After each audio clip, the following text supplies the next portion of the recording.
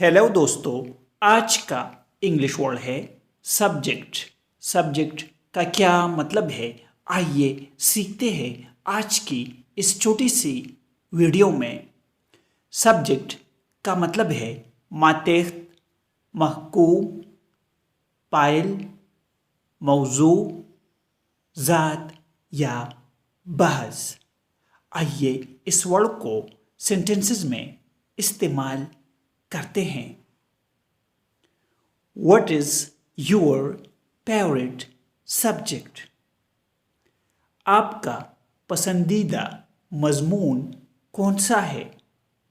English is my favorite subject. इसका मतलब है अंग्रेजी मेरा पसंदीदा मजमून है। Favorite means पसंदीदा।